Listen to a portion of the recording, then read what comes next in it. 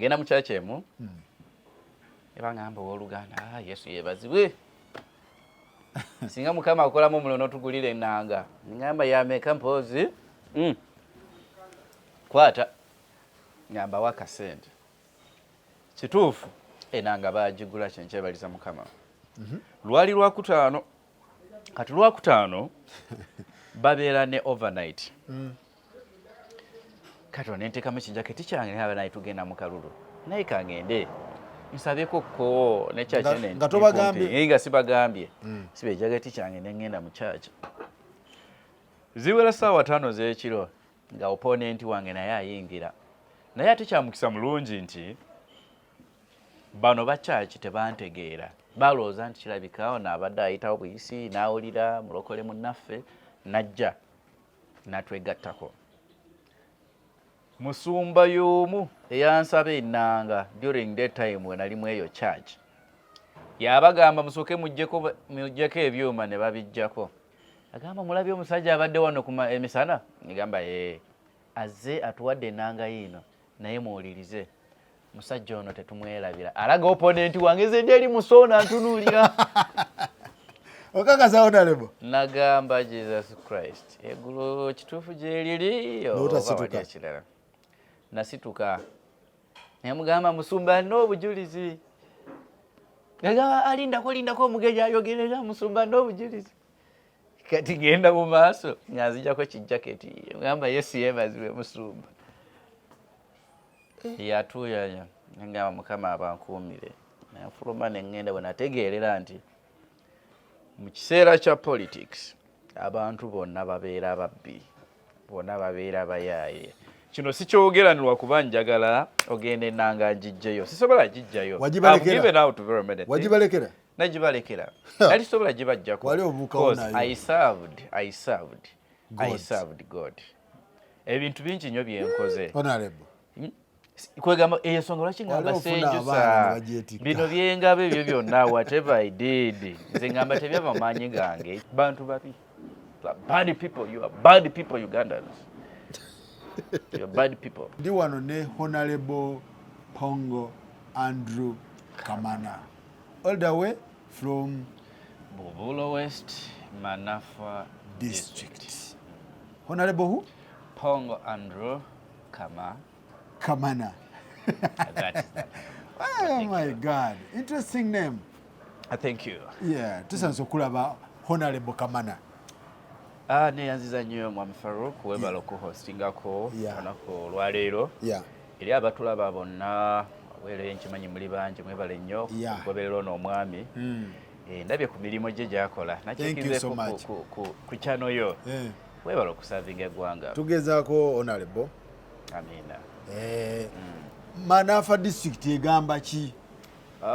Manafa gyeri actually nakavaayo nakavaayo ndowooza 3 days ago nabye nagenza okolayo naye nasonze bali balungi akakuba nayiseyo nga akakuba katanze okuyira buko but before omusana gwo gwali muyitirivu bara balungi sinabakulabayo obuzibu bwonna ffe twawuliranga buulizi Honorable Pongo Andrew Kamana ku TikTok all over TikTok ng'erinnya lyo litambula erinnya lyo like linnyonnyole bulungi kubanga some people here in Buganda they don't understand ekintu tebakitegeera bulungi maybe in Manafa district people understand more but here we can understand Kasolo because we have Honorable Kasolo kitegeeza ki mu Buganda lwaki lya Kamana yo mwaliwo obudde bungi ate Kasolo ne mukiwa obudde butono enjawulo kyeriwo wakati wa Kasolo ne Kamana Honorable Kasolo ne Honorable ne Kamana enjawulo eriwo enjawulo kyeriwo I don't know, maybe you explain. Kyewulikika kitya mwami Kasolo mu Buganda kinako obuzibu bwonna Kasolo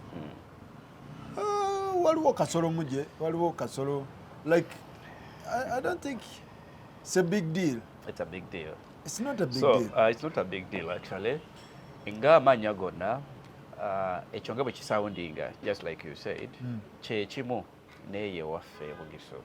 So Kamana it has no problem, just a name. Like amanya gonna. Yeah. In fact, ngenze nnyo ngezaako okunyonyola the meaning of that name. What is the meaning? From the beginning up to now. Simanyi bobanga owangalidde mu ggwanga muno. Maybe you must have heard me mentioning it somewhere. But kyenjagala kugamba teyinaako obuzibu bwonna. Mpozi eri abo abalina bad mentality. Buli akaito matuko bakakyusa and they turn it into something else. Nze sikimanyi na kimanya kitegeeza wano mu Buganda, but on the other side it's just another name ng'eri oba olaba Farouk. Akalulu what happened? Kyekyakkubisizza akalulu bakabbye bubbi, voter intimidation, voter education, kyekyakkubya ekituufu. What happened? What exactly happened? Muganda wange webale nnyo because ondaga ku ground ebintu byonna obadde muganda wange webale nnyo ekibuuzo ky'ombuuziza kirimu ng'ebibuuzo ebyo bisatu. So bwe ngenda nga nkimenyamenyamu kyonna, one ombuuziza akalulu kasumatuseeko katya, ekyokubiri ate n'olaga nti waaliyo olusi ebitatambula bulungi the process y'akalulu ako. So kwegamba nekindaga nti there are several things I have to talk about. Number one, nga sinaba kuddamu, nze njagala kwebaza abantu b'e Manafa olw'obuwagizi bwe bampa. Particularly abantu b'e BUBULO West. Amwebala okunjagala. From we natandikira luli lwennyini paka we twatuka okuba akalulu. Mwanonda era mbebaza. Naye lwakuba nti obululu bw'omwampa nze ngamba tebwawera okunfuula kye nali njagala okubeera. Nekitegeeza nti ni one way or the other. Abamu bagamba nti waluzinga naye nze saaluzinga. Abalonzi baaluzinga. Abalonzi be baafiirwa. Nze nempitamu. Abalonzi obutalonda Andrew be baafiirwa. Abalonzi obutalonda Pongo Andrew Kamana baafiirwa. They lost. Era kyanuma nnyo. Not you. Nze siluzingangako. Tonsanze nga ndi bulungi. Kusanze kajiisiko. N'ebibala. N'ebibala bibyo webiri weeriira. Wali abakyali mu malwaliro pressure z'abakubira eyo. Gwe toli ku ddwaliro. Nze ondabyeko lidda pressure.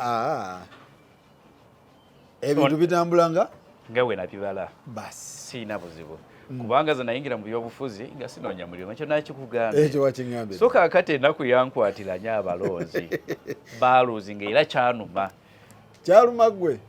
Kyanuma. Abalonzi kyanuma. Okufiirwa. Basi. Naye Kamana. Ye yawangula. Abalonzi bagwa. Kamana wina. Abalonzi be baafiirwa. Bagwa. Balage baafiirwa ki? Baafiirwa omusajja eyali agenda kuyimira ku floor ya parliament abogerera ensonga zaabwe. Basi. Because for very many years babadde balondanga abantu. Naye okay, sisobola bayisaamu amaaso naye nga tebabakolera be baagala. Amakubo ge twalabanga edda nga tukyali amabi ge gakyaliwo. Basi. Abaana be twalabanga nga basoma bubi era bye bimu bye bikyaliyo. Ebyempeereza bya health amalwaliro tulaba bizimbe naye bw'otwalayo omulwadde bajja kugamba tetulinayo yadde panado. Olumu manyi n'okutuuka nagamba kubirako omusawo saawa 6 nga tanaba kutuuka.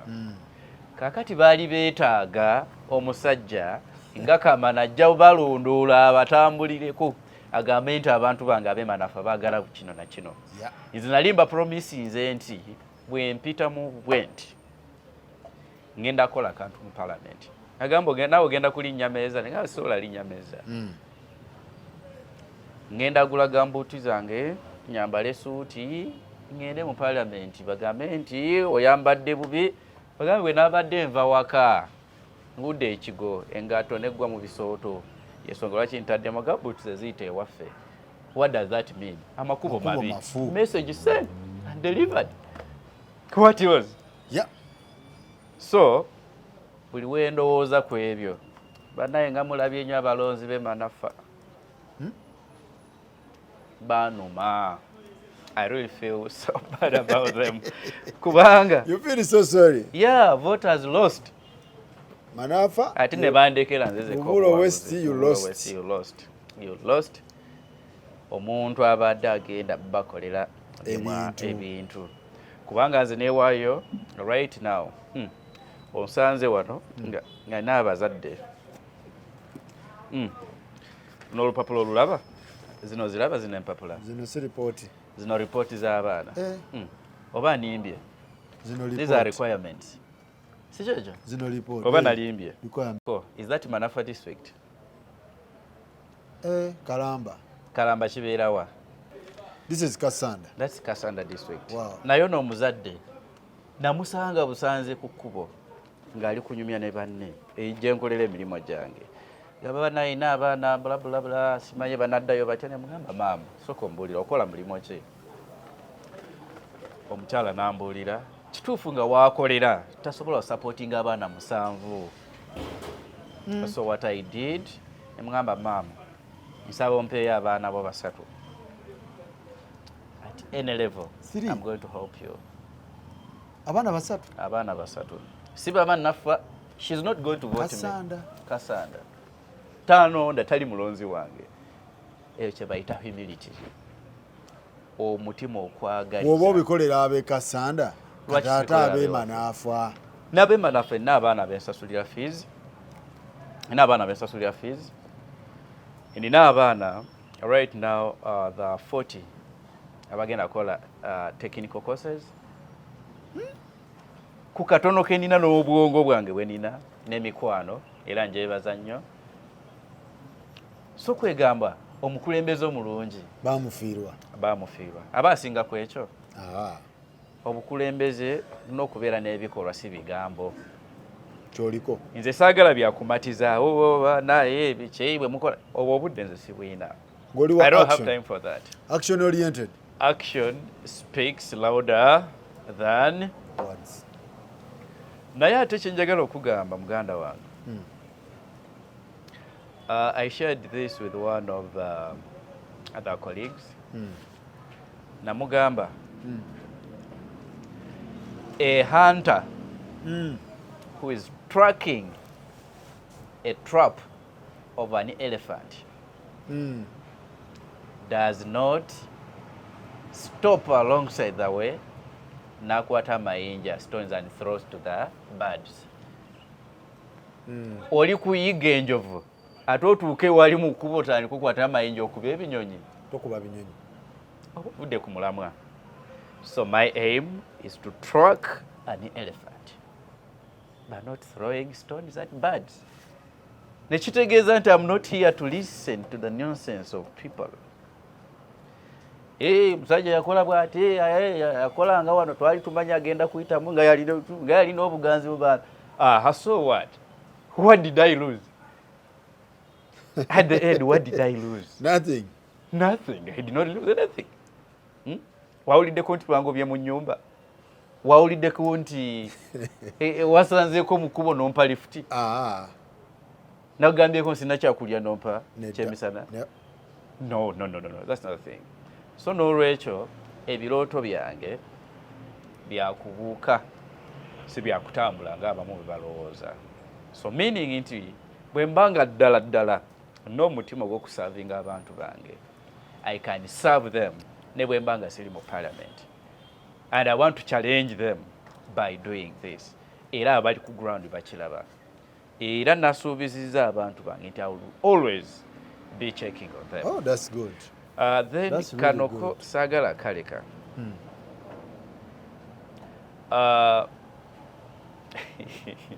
Naye ndowooza ndikuwa ebigambo bingi. Onalebo twogere. Abantu babuulire ekintu. The death of a lion is not announced by a goat. It's not announced by the goat. Yeah. Okufa kwa A lion yebeera empologoma. y'empologoma. It's not announced by a goat. Embuzi si yebika. Si yebika kufa kw'empologoma. Kati nze ndabye embuzi zibika okufa kw'empologoma. Ekisooka embuzi tebeera mu kika ky'empologoma. Kituufu. Eno wild animal eno. Domestic animal. Domestic. Kakati abagenda nga boogera ebyo ebigambo ebitakwatagana. Me, I didn't lose anything. Olwako natunda kye kugenda mu kalulu. Tolina looni? Teri amanjako. Sina looni. Nali nakyetegekera. Era nkyeteekateeka until paka abantu bange bwe balituuka to a standard nti omukulembeze wabagenze mu parliament obakolera bye baagala. Kati honorable. Yes. What exactly happened mu kabox? Makalulu bakwata mu bukwasi bakabba bubbi batiisatiisa balonzi. What exactly happened akalulu kano? Kinjagala kugamba emivuyo gyali mingi nnyo mu kalulu kano era n'ebibuuzo bingi nnyo nkyakirowoozaamu how I can present this kuba stakeholders. Okugeza number one, lwaki obululu bungi nnyo bwe bwasinga okufa omwaka kuno bw'ogerageranyako n'emyaka emirala? Electoral Commission yali teri prepared ekimala okurunninga 2026 elections oba kiki? Kitegeeza nti tebalina akada akamala okuyigiriza abantu kye balina okukola oba abantu be batalina obudde bw'okuwuliriza be babayigiriza. Number two, tubasiima era bw'ogenda mu byalo eyo abamu bagamba oba naye okulonda kw'olwaleero balese machine. Nze nagenda ku polling station nga ngenza okulonda. Eyo machine yaŋŋaana mirundi egi esatu. Rejected. Ningamba nedda mulimba. Voter slip ngiina yino. Si kyekyo. What else do you want? Era ne yali abikolako nebaza Katonda ni yaliwo ku kitundu ekyo kyennyini yadde nga not my neighbor naye nga ku kitundu yali amanyi. So neninda for like more than 40 minutes machine neddako olamukisa omulungi nenonda. Kaakati abamu waliyo message gye bayisaawo ba opponents ekyo nagamba ebyebume be baleese oteekamu olugalo kijja kunywa omusaayi. Bagamba balonzi. Bagamba balonzi. Bw'oteekamu olugalo bw'oti osaaninga bwe kijja kunywa ki omusaayi. Nasanga abantu nga bayimiridde eyo wala like 40 meters away from the polling station. Abuuza abaaye mubadde ki? Aga batugambye machine ebyo bibaleese si birungi bitunywa omusaayi ate balina information yaffe gye batwala. Ne mbagamba nedda. So gwe tekuwali mulimo gwange most especially during polling date okusomesa abantu. Kati nendaba nti waliwo loopholes n'ebyalakinga bingi nnyo mu kuteekateeka akakalulu. Number 3, okugaba ssente. Bannaye ekyo sikirabangako.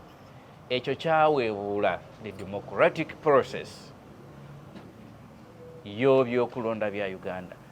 Kino kyo nkyogera nga sikirumamu kubanga kiri evident. Electoral Commission etugamba bulungi nga okugaba ssente kikyamu tekikirizibwa. Naye ate nze bwe nzija ne ssente zange nenza nagamba mbagulidde ku mazzi ayeteeka mba ndi bypassinze. People gave out money. Bagaba ssente mpitirivu. Kati ffe abalooza nti tunaayogera ekitonotono tubuulire abantu begenda bakolera twabasanga nga setting yakoze eki Windows zayise dda. Omusajja ayina oyo ayina kati nebagamba oyo ayina ssente oyo sebo nga bakubala ne soosi gy'ozijje nawe kenyini gy'otamanyi.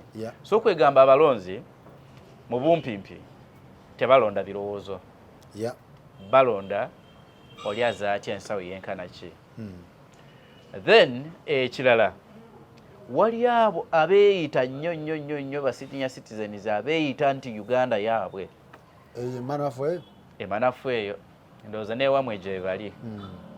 ffe twagala ono wabagambye twagala ono yatambuza sente bazigabanga olaba ate ono batwala wa jjukira ekiseera ekyo bali batuggyeko ne internet ono okukwata olusindika WhatsApp wali bamaze dda okukwatagana ne security n'ebirala so there's nothing we do kati singa nti yali egenda beera process entuufu lwaki internet yajagibwako kwaka akaseera I thought it would help sharing information so fast so that netufuna rapid response from security agencies in case of anything ebintu byingi nnyo bya happening in the background ng'abantu bali offline so kwegamba the process was bullshit.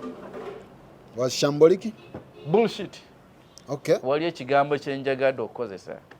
It was such a bogus process, a bullshit process, and a mother something electoral process ever organized in the history of elections in the whole world. Kati anti abantu we bagamba nti electoral commission eno mwenga mu abagamba abemulugunya nti yakola ebivuyo mingi tewaliwo process oba tteeka libatwala mu kooti kubagulako misango ABCD ku bivuyo gyonna egyakolebwa nga mu abeesimbawo lwakuba nti siri munamateeka but I'm trying to engage very many people bamanyi nnyo okutafuta amateeka mu maaso awo there's something kyenjagala okuleeta first of all olabira ddala bwe twatandikira I think in that process olabye abantu bangi nnyo many people were denominated ate nga bakkirizibwa ne bakola ki ne banominatingibwa kubabaka abamu ndowooza obamanyi ate batuuka wali after batandise oteekamu ne sente zaabwe ocampaigning okola blabla kabagamba nti the authenticity like qualifications the meeting with the White Electoral Commission kati bali abamunominating eri bakolera ani baba bakolera ani ze mbadde mmanyi nti there's that body eba scrutinizing nebawa interview like anything else era ne baba training ne bamanya nti omuntu okwesimbawo ku kifo kya member wa parliament alina okupossessinga equivalent ya senior 6 so kata ate eno bwebanga bamuwadde n'atandika ateekamu sente ze from somewhere ate n'otuuka eri n'agamba we have denominated this person kata ate simanyi because really I want to get in touch with such people abali victims of that so that indabe engeri esobola kireetamu naye mu maaso awo we need to do something because the Electoral Commission is not above the law fena tuli bana Uganda and we are guided n'amateeka agatambuza ensi yaffe but something needs to be happen so honorable wejjusa okujja mu campaign zino oba tewejjusa because results ezavaayo tezakufevalinga ebintu byonna ebyakolebwa Electoral Commission ogamba byali bullshit so do you regret? No, definitely no. I cannot regret. Kubanga ezokwesimbawo sayesimbayo lwa Electoral Commission sayesimbayo lwa results naye simbayo lwa buweereza. So much as nti techa happening in my favor ekyo kyo tesobola okunkwatako nnyo kibeeraawo because I didn't lose anything. Maybe kyensobola okukwasa na losing my time but ate bye nafunamu bwe bingi bannayuganda bangi nnyo I got to know them nemanya abantu bangi nnyo kwegamba kyanyongerako nnyo ku building a social capital yange okuba nti even where I am right now when Bella stuck I would just get my phone ngambe Faruko oliwa but if I was the other side you don't have known me. True. There are a lot of things, there are a lot of people I'm partnering with now business wise and if I had not done that sandikoze ki sandikifunye waliyo n'abantu abalala bannayuganda abanfunyeemu nga singa saavaayo nenesimbawo they wouldn't have known me and they wouldn't have come to me. True. Naye ate nga where there is need nga nange n'obusobozi bw'okukwatako I've done that and they're so happy. Okay. So kiba kitegeeza nti tekyansala ate seejusa kubanga there's nothing big which I lost nkyaliwo and I'm still building career yange. Politics eringa omupiira. Yeah. Bwe mutuuka ku finals ne muquadrop babateerawo penalties. Kakati referee bw'abeera mubi nga bakukubye kuuli ate naye yennyini n'agukuba mu katimba ate ne bagubala. It is okay. Bweba nga bagibaze into goal. Oba teri vaaro. Electoral Commission yalo terina vaaro. Techekinga. Oline bwakubisa omukono. Kaza kuba guyingidde mu katimba. Teri checking oba gwanywedde kutya. So kakati ekyo sikiinaako buzibu. But I know it's just a matter of time. Kulembeze buva eri Katonda. So Katonda lebo. Yes. Wa watufu we bakubbira. Abalonzi bagamba balonda tebalonda. Abalonzi balonda. Balonda. Amazima gali nti abalonzi balonda. We bampa bwebo. Kati what is complicated nti okulaba nti banonda nange ne mbabuza ekibuuzo naye bwe mwampa bwalagawa. Lwaki sinze yayitamu nekitegeeza nti there is something beyond our understanding. Ekino okolebwa nga abalonzi bali. Ako kabagezi bokka. Ako kabagezi. Waliwo amapesa. Waliwo amapesa golina okunyiga. Ng'oggyeko bino by'okulonda. They'll vote you. Tekimala. Naye bw'otuula wali muniize banangirire wowe. Tekimala. Pressure zijja kukuba. Oyina onyiga amapesa. Ono okunyiga amapesa. Kati ate naffe kye twayize etuna okunyiga. Next time tujja. Myaka 5 gino mitono nnyo. Wayize. Tumanyiwo okunyiga kati. Abalonzi kasaba maloka kuwa. Kasaba maloka kuwa. Kati biba bisigadde bibyo. N'abalonzi nabo bennyini. Kati nze nayize okubanyiga namwe muli bayaaye. Balonzi bayaaye. Abalonzi bafuka batya bayaaye. Nagendako mu church evo ey'abalokole. Banayo oba eggulu gye liri nze ndi mulokole ni musajja mulokole. Okay. Bagamba bati. Naye nagenda mu church emu. Ebangamba w'Oluganda Yesu yeebazibwe. Singa Mukama akolamu omulo n'otugulira ennanga. Ngamba yameka mpozi.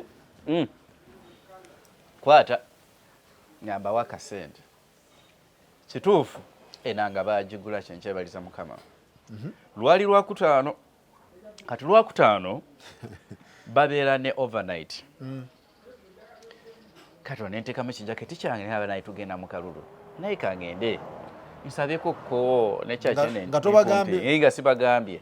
Sibe ejaketi kyange ne ngenda mu church. Ziwera ssaawa 5 z'ekiro nga opponent wange naye ayingira. Naye ate kyamukisa mulungi nti bano ba church tebantegeera. Balowooza nti kirabikawo n'abadde ayitawo buyisi n'awulira mulokole munnaffe najja n'atwegattako. Musumba y'omu eyansaba ennanga during that time we nali mu eyo church. Yabagamba musooke mujjeko ebyuma ne babijjako. Agamba mulabye omusajja abadde wano ku emisana? Ngamba azze atuwadde ennanga yino naye muwulirize. Musajja ono tetumwerabira. Alaga opponent wange nze eri musoona ntunuulira. Okakasa onalebo. Nagamba Jesus Christ. Eggulu kituufu gye liri oba wadde ekirala. Nasituka. Namugamba musumba n'obujulizi. Ngagamba alindako omugeja ayogerera musumba n'obujulizi. Kati ngenda mu maaso ng'azijjako kijaketi. Ngamba Yesu yeebazibwe musumba. Yatuyanya ngamba Mukama abankuumire. Nafuluma ne ngenda bwe nategeerera nti mu kiseera kya politics abantu bonna babeera babbi. Bonna babeera bayaaye. Kino sikyogeranirwa kuba njagala ogenda ennanga ngijjeyo. Sisobola gijjayo. Wagibalekera? Nagibalekera. Nali sobola gibajjako. Wali obuukawo nayo. I served God. Ebintu bingi nnyo bye nkoze. Honorable. Kwegamba ensonga lwaki ngamba senjusa bino byengabo ebyo byonna whatever I did nze ngamba tebyava maanyi gange. It's God who provided. Abantu baba bakola mu politics abantu bayaaye mu abantu badde bemulugunya ku balonzi Honorable. Balonzi babbi. bali babbi. Omusajja yavaayo n'agamba abalonzi bamubba emigaati ne balya emigaati gye. Oyo bali banga bamubba bitono. Naye balonzi babbi. Abalonzi babbi? Bw'oba wakatuuka bw'osuga bagamba ogenda kulaala emu n'osanga omanyi kye bakola bapangisa. Omanyi bannabyabufuzi bangi nnyo be bagenda bitundu ebyo. Kati oli akeera ku makya n'agenda ku stage n'asanga omwana wa bajaji n'amuwa mitwalo jejo ebiri nga manyi Kamana bw'ajja ababooda ajja kubaawa omutwalo. N'agamba tuli wano ababooda muzeeyi tukuwerekeddeko mutwalo. Oluusi ebiri obaga mugenda wala. Kati bw'omala ekyo n'oyogera ate n'ogabayoko akasente akatonotono oba wakatuuka kulaala ey'okubiri bano bayita panya bw'osanze bano bennyini bosinkanye wano bw'osanga eri muzeeyi banaye musajja ze wano oli muno ne tumugoba naye mba manyi kamera ngamba omulenzi kwata tubeera wali kwata mulala mayina okwekweka mu motoka mu maaso wali nga motoka ya kamera I record in front and behind ngamba twala era naye nga nkulabye wali kulaala esoose ey'okubiri ate nenkusanga wano n'ey'okusatu same people kakye bakola koba obawadde nga basonda bagula amafuta bateeka you'll find that buli laale gy'ogendako 40% y'abantu b'osanzeeyo be bali b'osookeddeko eno awo ensonga lwaki nkugamba ne mbagirako enkofiira abalonzi nabo bafere babbi bafere balonzi bafere naye ate ne beerabira nti be bakola loosi kati abaakola ebyo byonna kugambye nze saakola ki tewafiirwa saafiirwa oli Kampala Kamana yayitamu oli kajuisi kange oli ku fruits zirimu n'amata everything iPhone zo zizo weziri zizo zibeera wali entambula maanyi obulamu kiriya ngewe nabubala kati bo be bafiirwa ekinyiiza mu myaka etaano wali eyali 10,000 ate akalulu n'akoonoona nga right now talina kyakulya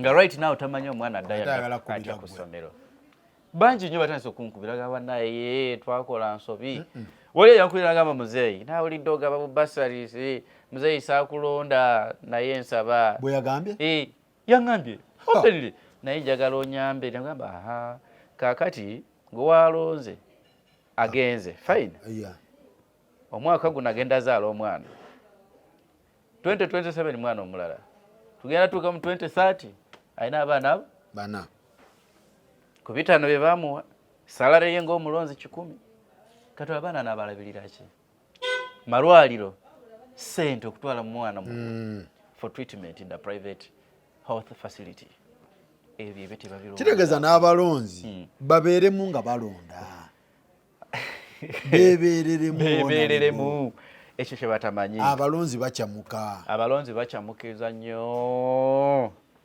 banaye nze kikyo kye batankoze otuukayo akakayimba kafaako ne bali londa okamanyi Pongo Andrew Kamana BUBULO West bulira gwe basooka ne banaye neosooka nozina amazina bagamba awo nale bosooka otuzinira nali sibye mayina bimayi nentandika bwe najjanga Kampala eno wali akafa kali eyo ekyanja kavoje wali akafa kali eyo ekyanja ate saagala kwogerako nja kubanga abakubidde akalangoze siri marketia so ngagenda banjigiza mama zina gamba ona kati bakateeka mojjabo ne basettinga nakana bateeka mu ngambira wali era ngambiyiga bwe ntuuka naka style empya nenkuba ne bakuba mu ngalo nga kalulu kawedde ne banatambulanga nabo agamba honare kawedde tukamaze tulinza okulayira banange abalonzi muli babbi so ekyo kyo sagala kimalako nnyo obudde nze sikinako obudde sagala kimalako obudde bungi nnyo that happened obulamu kati buli omu asigalewa atambuze obulamu we waliwo honorable yes naye abalonzi before nga tetunagenda mu polling session mugundiyo wafunye obumeka kakati that's something kyesayagala no me I'm a very principled person kumachanga mazo okulonda natambulako nga ku polling session 40 tebatukkiriza to do that naye mu style yange y'ekimafia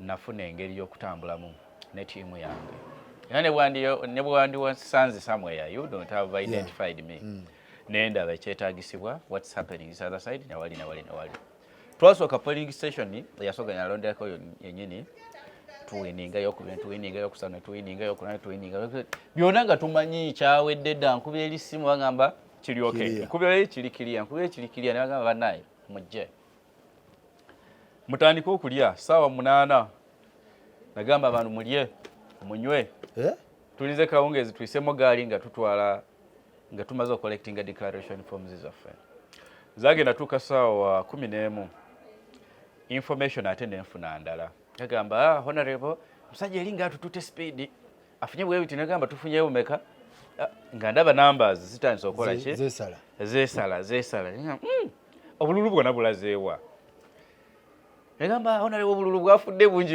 kati mwe mutegedde mutya obwafudde bwe bwange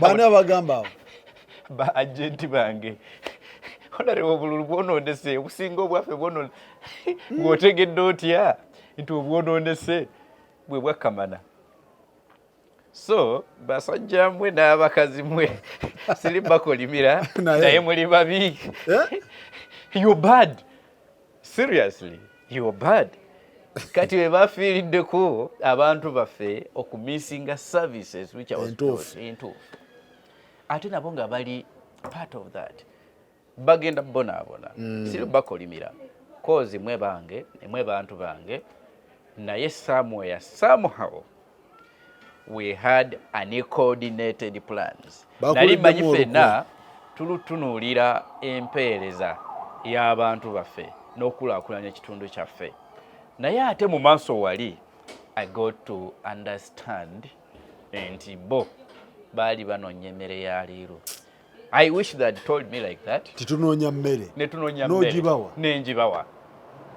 Naye ebiroto byabwe babishatteringa we bati which is okay. Okay. Naye away from that obulamu bulina okukola ki? Okutambula.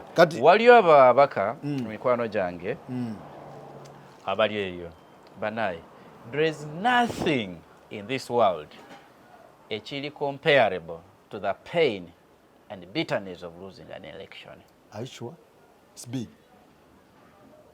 Even death can't be such deeper compared to losing an election. What makes it a bit like that? Because for mind mugenda serving. Why are you? No, kati to me there's nothing. Disappointed for serving somebody. Nkugambye. Kati disappointment ejira mu bintu bingi nnyo. Wayoyinza okulowooza sagala olowooze bw'otyo. Maybe disappointing yajja because I'd spend a lot of money maybe. Yes. Then ningamba naye kati nabira. No, that's not the thing. What makes it painful? Nti plan is overdone ina. Enteekateeka tetuukiriddwa. You know? Kinene n'okusinga okufa. Yes. Kisingako n'okusinga okufa. Losing an election. Sale ba mu bintu byange sale. Omusajja ne bwalajja na musajja na bwakaaba yali mutuufu. Ize na mukwano gwange bamugamba nti agudde twali naye. Eni mudaabuda muganda wange ebyo byaze naye katugume tulaba kiddako. Yatali agamba afunye diarrhea. He developed diarrhea immediately. Why? Why? Had lost an election. He invested a lot, one. I don't know. I think he invested a lot. Then the hopes are in a nnyo. Hey, hope so. Losing an election is so bad. Ate n'abantu namwe mwerabira mangu nnyo by the way. Mutusuuta luli amasimu gankubira singa kati nakakwata amasimu nga 10. Honorable ono yakafa. Honorable ono bakamutwala mu ddwali. Lumu nembabuza babuuza ani abagamba nze ate abantu bamwe. Every time you are calling me. Ono yakafa. Bazika ncha. Honorable ono yakalwa. Honorable. I was like, what's going on? Kati sasa tebakuba. Ndowooza Katonda yasindikayo malayika tebakyafa. Luli batta abantu. Kumukumu. Dolumu, I think musajja wange ono kubulire. Daina one of my personal assistants. Kati nga tamanyi ntambulidde mu motoka ndala.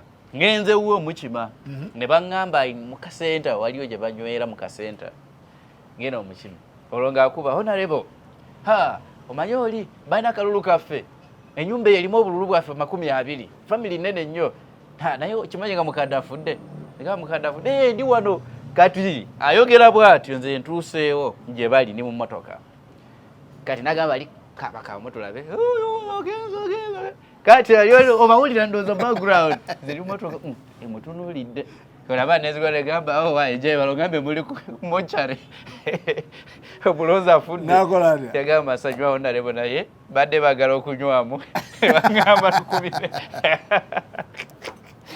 abatabi bukamana ngolabye ebintu bingi mu kalulu muno igize bingi oyize abantu igize abantu bayaye igize abantu bayaye abantu bafere era bwoba ogendaga mu byobufuzi gende munga ganga agenda mu leisure tobiwanya obudde biza okukutula omugongo abalonzi bayaye wewesimbyeko bayaye bapoling agent bayaye baconstables bayaye system yona yabayaye nabuuza tekikabya abantu kyekyo ate olowooza wali kyekirala yonna yabafere kati nze kyansinga okumpisa obubi bwenalaba atiza osinga esize bulungi negamba bano abafere banaye bajja kweyongera okubeerawo koze ye kawuukuumige naye ngenda atandikirako obufere naye ngenda kujjawo but saafuna chance eyo naye ate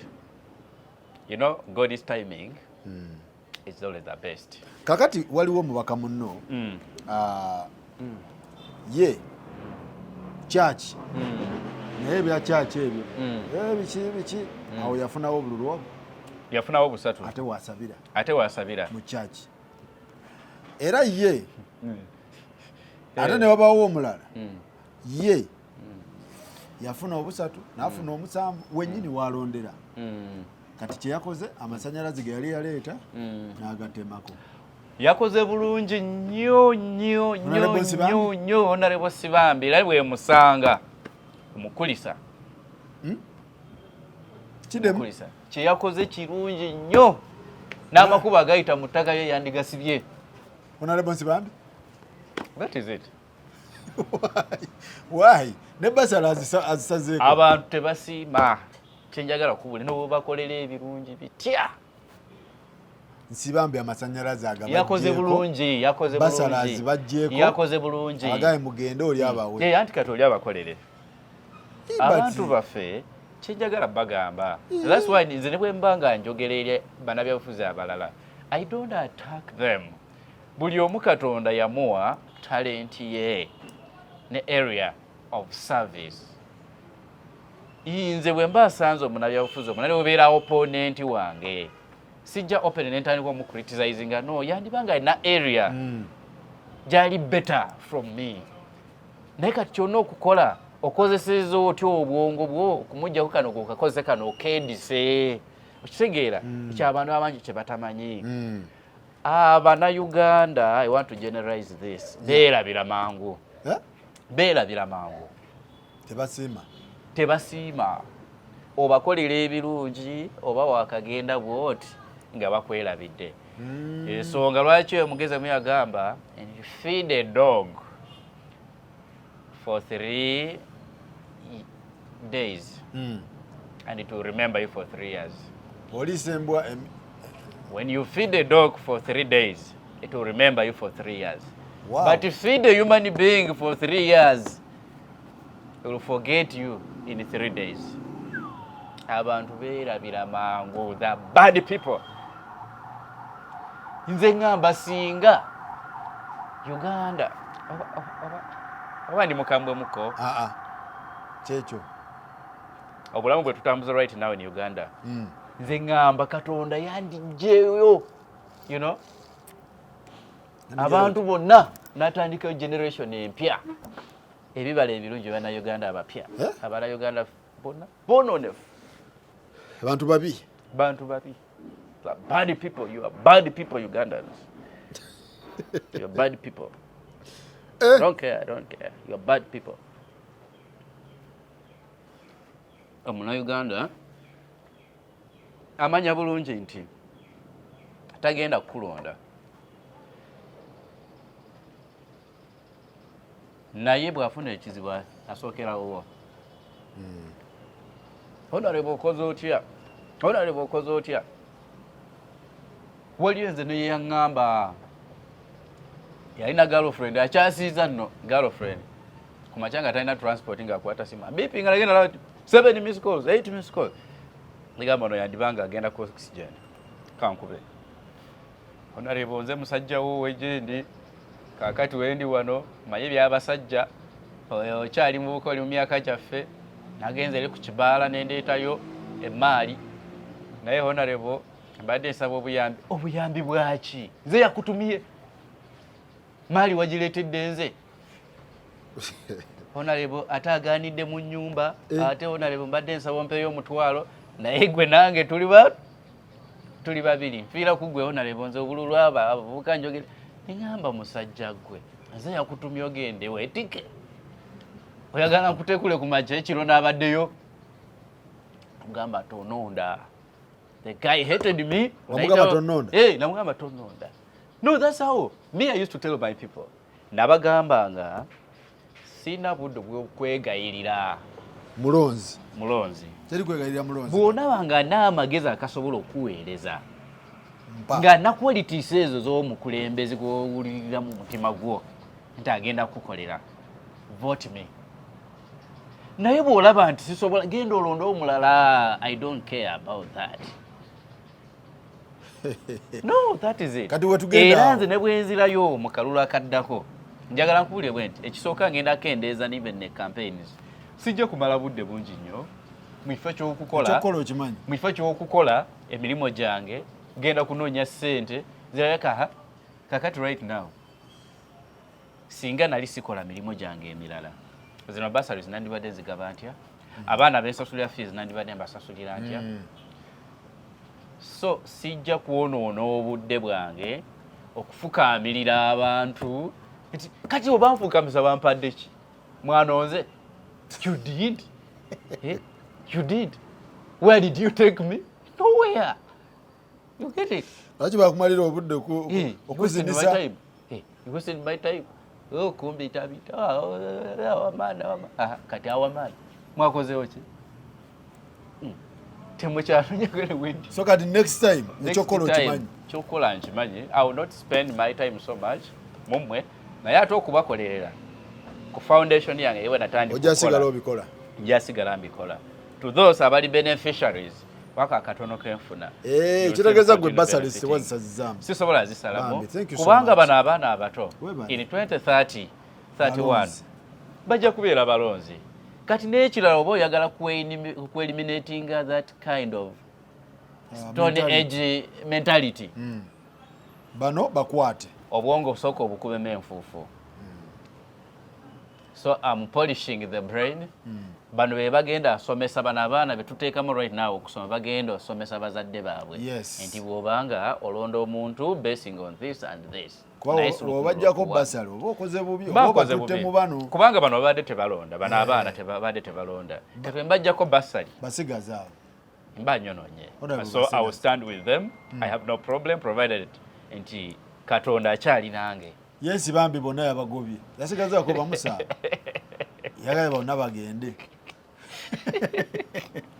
nsibangu yagala yabagambye nze sikyakwana nze nina sente zange nakola sente zange oba munvume sigenda kujjawo okuwasa munveeko ekyo kyeyakoze mundeke bw'abanga yakitwaliddemu n'abaana abato ekyo kyo sikirungi kikyamu naye obeera abakulu abagobere ddala abagobere ddala n'amakubo agayita ewuwe agasibewo nze kati bwe mantambula sikyebuusabuuza n'abantu luli n'emikono gyali gitandise okukaluba nnyo nali nga kuba mayinji tubafukaamirira tukola tutya banna ani gwotabuuza nga ogenze kunoonya akalulu waliwo bantambuzaako kilomita 20 malamba nentambula bagamba ku kyalo kino oba oyagala akalulu pano okuyita mu batuuze netuyitamu dotudo netutambula netuveeri kati twatuba ku lusozi waggulu agamba eri wansi otunuulirayo negamba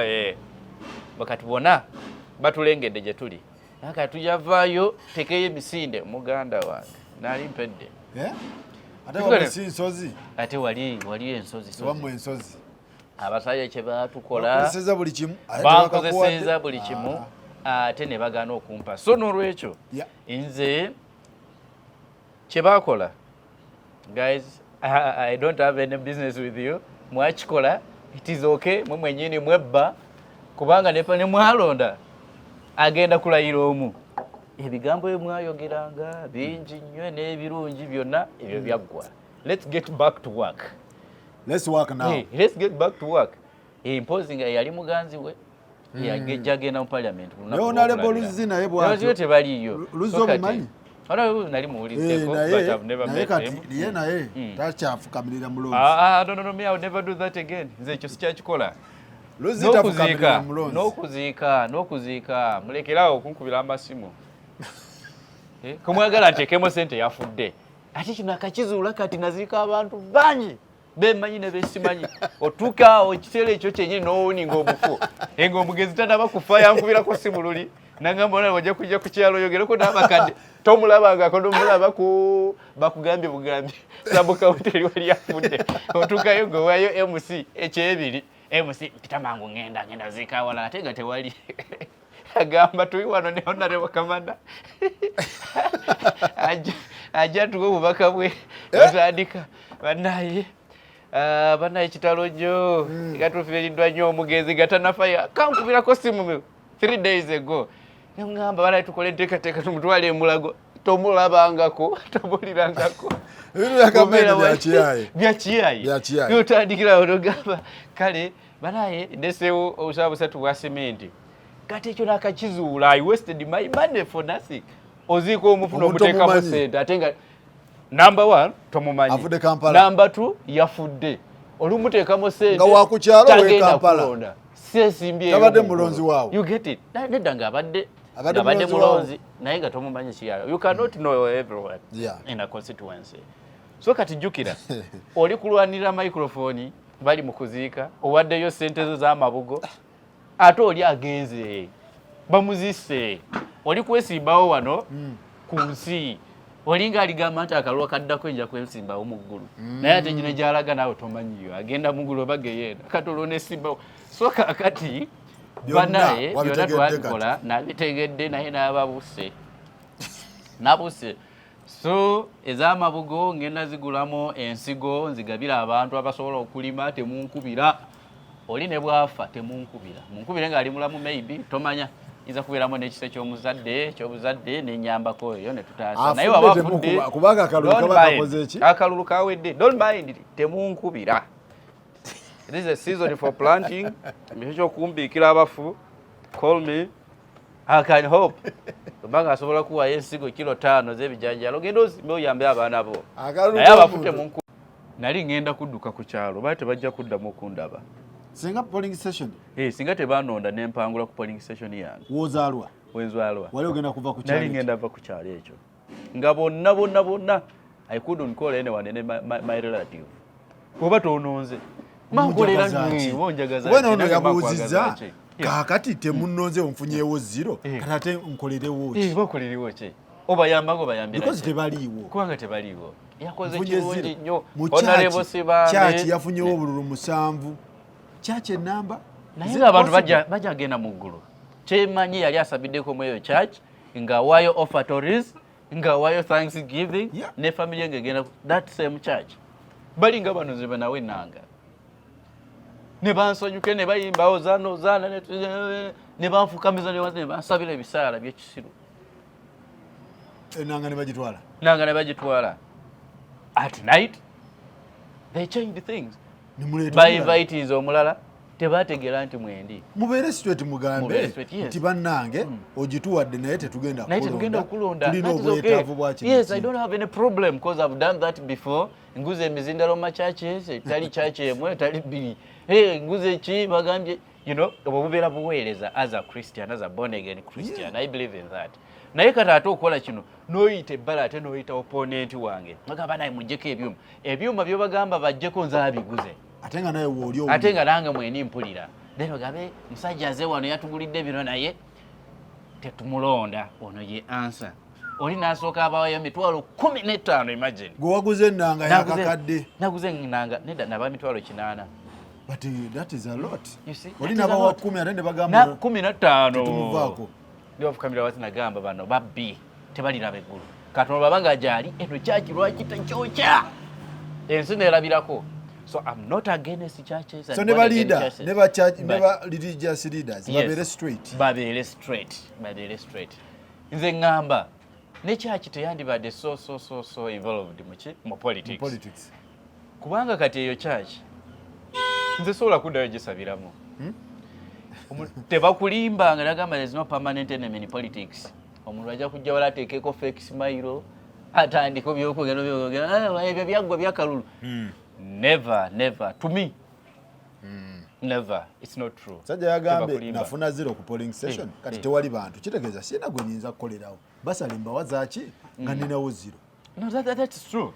Nze nina gayo omu yankubira ku macha nga abalonzi beekyanze yangamba they have 460 votes mu register abantu abali supposed okulonda nangamba bonna bazze beekyanze mbu baagala kulabako. Then I said okay kanzi sikkirizibwa mu mateeko okujja ku polling station endala kozi olunaku lwa kulonda naye kandabe engeri gye nsobola kuyitawo then nenyambala ebintu byange entuukawo nemagamba baagala ki mu baana obululu 460 baagala ki baagala mitwalo 35 bagende babulonde ngamba kye baagala ngaba katukoze tutya then nagamba mukulu bwobanga wakoze bwoti bawe bagende ngamba okay it's fine katukole naye we are not supposed to buy eno bela process embi electoral commission awo bobbye yamba so katulabe kyokukola nenvaawo that same agent of mine naddamu nankubira nagamba kati mukama wange okoze otya obudde bugenda kati tuli musawa 9 kitundu babantu namubuuza abantu bameka mbuzaako abo abalonze bali bameka 15 15 people out of 460 people abai suppose okulonda abantu beekyanze bagambye banaffe balidde balese sente ekiro bagabye zavudde wana kati naffe tetulaba kulya n'olwekyo oba totuwadde tetugenda akola ki okulonda negamba okay gye muvudde abamu muvudde wala ate temulidde mbadde nsaba nga mwana wammwe nga mutabani wammwe siri bbawa nti ngula kalulu naye mbadde njagala beebaza mwebale kukeera okujja ku polling station yadde nga muyimiridde wala they were like 80 meters away from the polling station nenkwata mitwalo I think gyali 30 nenjoyo omulenzi gamba please bagulire ku mazzi ne basanyuka nnyo omanyi kye baakola polling station ndafunayo obululu 3 mu 3 bwe baakwatako akasente buli muyo yagenda waka buli mu yagenda waka ne mwana abalonzi people bad abalonzi babi abalonzi babi oba voters education oba civic what oba bichi ebyetaagisa nze ngamba electoral commission eina omulimu mungi nnyo ogw'okukola. Number 1 okusookera ddala etandikire mu basajja baayo okusomesa babatendeke okubeera bw'obanga okulonda kujja kubeerawo in 2026 bandibadde nga batandika okusomesa in 2024 abana Uganda baba bali aki kubanga olabira ddala nti bye ba preaching here on this side we tulaba ku social media chairman yakoze bakola we bati uno musango uno bomenya mateeka. It's not what they're actually doing. They're doing the opposite. So kakati ogamba oti anti obululu bwononese ne bwobanga wakyawo omuntu lwaki wali abaga yakwata nampatika ako nakalabako bali babala ku polling station yange yenyini nampatik nagenda w'omulala nateeka mu cross ku mutwe nagenda w'omulala nawo omula amaaso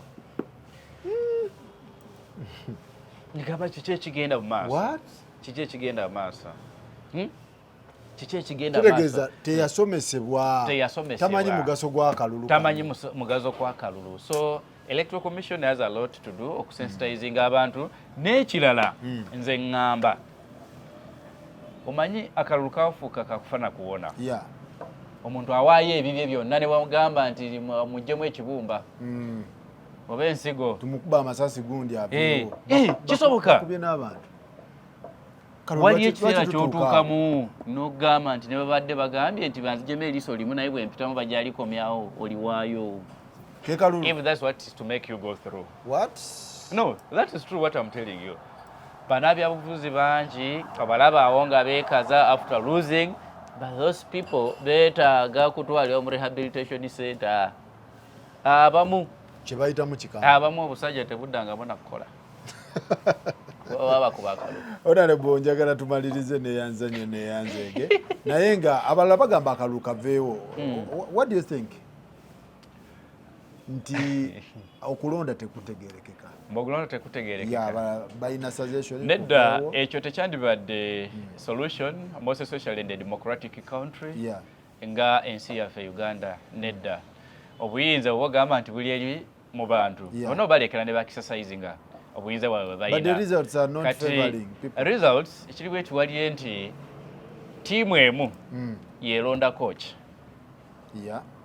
Tiimu emu yeeronda side gy'okubira nti wano waliyo akaserengeto omupiira gwegukwatira wali ejja kubeera goal. Bamanyi okugabanya penalties enfu. So kakati nti walina okubeerawo improvement most especially mu appointing committee eteekawo akakiiko.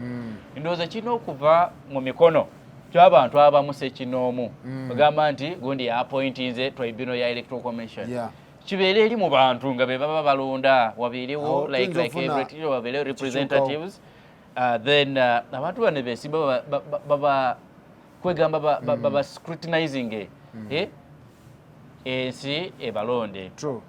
Yeah, ebalonde naye bagamba no azokuseeyo appointed Farouk as a chairman EC as who gwe ng'obuyinza nga naawe kenyini ojja kubiiramu okimanyi you are going to participate in there and the person who is selecting a committee which is going to so that one doesn't work out unless otherwise byonna si just electoral commission yokka even other bodies sina okubeera so independent kati tosobola ku expecting results ennungi nga nze akuwadde omulimu can you work against your boss? Nope. You can't. I can't. So kyongamba kyonna okukola much as newe twetaaga reforms era ebintu bye tulina okwogerawo ezikyusa obuyinza constitution gye tutwambulirako right now ekyalinamu ebituli bingi nnyo. Nsaba ababaka baffe bafuna ku budde bakireviewing naye ate bwe tusigala bwe tutyo things are not okay. Namisindwa is part Namisindwa gye basalamu Mbale, Manafa and what else? No, ezo districts zoyogerako zonna bazisala ku Mbale district. Yes. Yeah, kuli Manafa district, waliyo Bududa district, ne wabeerawo ne Namisindwa district. Yeah, so all those districts which means Mbale was big. Mbale was so big. Yeah, Mbale was so big. What are the some of the biggest challenges facing the people of that eastern region, Eastern region. We are talking about Mbale, Manafa, Bududa, what? Okay, thank you. Kati chemanyi first of all, very many people boyogera ku eastern region noyogera ku districts ngezo zenjogeddeko most especially Bududa. Bududa bagimanyi as a land of landslides. Bakimanyi ku landslides era tulinowo I think in the whole world for landslides. So Bugisu challenge gye balina enene nnyo eri nti babeerabira. Government yabeerabira. Bw'ogenda eri mu baganda baffe abakalamojja balina Ministry of Karamoja Affairs. Yes. Bw'ogenda mu baffe abanyolo Ministry of Bunyolo Affairs. Bw'ogenda mu baffe eri Ministry of Royal Triangle naye gyeri. Naye ewaffe ne tutabeerayo yadde mu Ministry ya Bugisu Affairs. Kati ensonga za But Mafabe has been in the system for so long. Yeah, he has been in the system for so long. Sinti buli ekitambula ne Nechi. Okay. Aho tidde. Bade sigenda isa wakagamba akabi. So Mafabe aludde mu system. N'ababaka abalala babaddeyo. But I think none of them has ever thought about Bugisu or Eastern Uganda oba abagisu kangamba abagisu nga sub-region okubeera nti ziri represented kubanga ne ba ministers tubulire minister ki gotino kifo ki kye baatuwa e Bugisu nga minister tulinayo bameka nga minister wa Mwami Museveni bameka from Bugisu tulinayo bameka that is it naye kati ekiyinza kubeera ekibuuzo kinene nnyo on your side but our members of parliament singa baali bakola kubanga balina ekibiina ekibagata kye bayita Bugisu Parliamentary Caucus. Naye weebuuza that caucus does what? Tewalaba mwogenda kutunuulira Central mwe muli bulungi nnyo kati ngafe abamu abafunyeko akachance otukulidde mu Central kubanga mutwaniriza Central eyaniriza abantu bonna mu mawanga gonna kati nze eno mbeera nafuuka ne musajja wa Kabaka kati eno tubeera ize eno mubeera ize mubeera n'abantu bonna but there's a way you guys you cooperate buli omukola byonna ojja kusanga ono gundi wa kika kyange bw'osanga wa kika kyo afuuka muganda wo at that given time immediately ekitali ewaffe tulinamu akantu ako so kakati these people would stand together then they start advocating for at least a ministry for Bugisu affairs and unity that would have been good ne bw'otunula ddala even naffe tulina Kabaka waffe the Umukuka ogenda olaba nti we are having Umukuka such institutions such cultural institutions naye ate bagezaako okukola but they are not so much powered yadenga jezi and we give them full respect but there's a lot which is to be done kwegamba okcreatingawo a political environment egatta our culture and our people so because we are just known by landslides we are just known by circumcision we are not known by education and other things.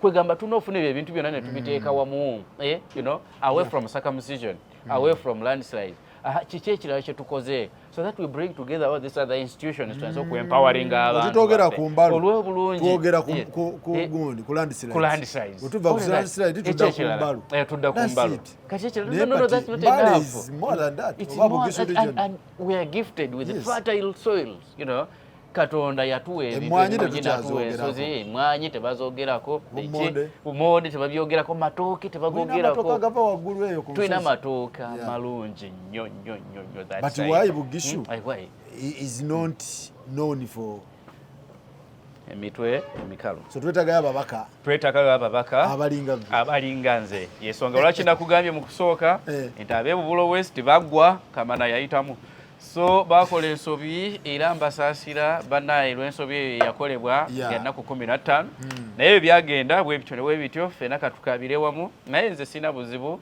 Mukama kyampa obulamu akyampadde obulamu era mbeebaza abatambula nange nze nja bakolera era nkyabakolera this is the time when atandikira nkyapushinga until we make ends meet njabasavinga mu mbeera yonna Mukama abankuumire Faruku ebalo kunkyasako neyanza nnyo honorable wendiba nzizeeko eyo omanyi ntera oyita mpaka ku CPL onkyalirako onkubirangako nobeera wano mu kibuga onkubirako nojja nondabako nekutwalako mu faamu tosobola vaayo nga tolina embuzi tujja kwatagana naye njagala lya ku maleewa oyagala kulya ku maleewa I think this is the season right I need to come that side. Okujja. Tujja organizing. N'ekirala very soon weetegeke tulinayo party. We have a party era njagala kuyita bannabyabufuzi mwenna abagudde munegatteko kuba budaabuda saagala mwekweke mubeere gye muli mukomeyo mu bantu tunule mu kamera otegese party y'abagudde ntekese epate ey'abagudde bahonarebo mwenna okubazaamu amaanyi okubayozaayoza okubabudaabuda ejja kubeerawo ku endi ya weekend y'omwezi guno ennaku nzolo nzitegedde weekend esembayo mu Gwokubiri ababaka bonna bw'oba omanyi bakukuba akalulu nga bakubba bakukola batya feel free come twenjukanye ejja kubeera wano mu kifo kimu I think I will communicate ejja kubuulira so eyo twagiyise losers party njagala bazaamu amaanyi kubanga gye twatandikira si byangu guys I know you have gone through a lot you have lost a lot of money, you have lost a lot of your time. N'abakyali mu kooti temumanyi ebigenda avaayo, it may not be in your favor. Kati musobola kujja mwenna. The opponent musobola kujja mwenna. Mu budaabudi bwe nga bukyali. Kosi kati nze kyefunye. That is it. No, that's what I want to tell you. We did. Yes. What is a losers party? A losers party. A losers party. Tujja kubeerawo byokulya n'ebyokunywa abantu bonna. Yeah, abantu bali bubi. There are those ones abali kati bekweka. Abakyala tebakyabalabe ewaka. Okuva bwe yaggwa yali abasuubiza nti bwekomawo tugenda kunoonya. So mu nsonga ezo kale ate n'ekirala ekyanuma nnyo singa nayitamu I was going to advocate for something Fadi also. Nali njagala wabeereyo ne Baluzas representative mu parliament. Wabeerewo omukubaka akola ku affairs z'abo abagwa abazeemu amaanyi. Tulaba abakadde babakiikirira. UPDF bagikiikirira. So we need such people too. Why Museveni mulirize ebirowoozo by'abavubuka abato. Tubeereyo ne losers representative. A losers representative. Twalifunyeeyo senior MP nga muganda wange Honorable Semujju ndowooza yandikiikirira. Atuuse ebirowoozo byammwe. Ate omanyi ababalonda. Reforms zisobola okukolebwa. Omanyi ababalonda. Baluzas be balonda omubaka waabwe. Maybe government eyizotuwayo ng'abaana oba bataano olunandibaddemu n'ensuubi. Still nandigeza parliament kubanga abantu banzikiririzaamu nnyo. Gwe babbidde eddala ebyaddala tumuwe agende. Okay.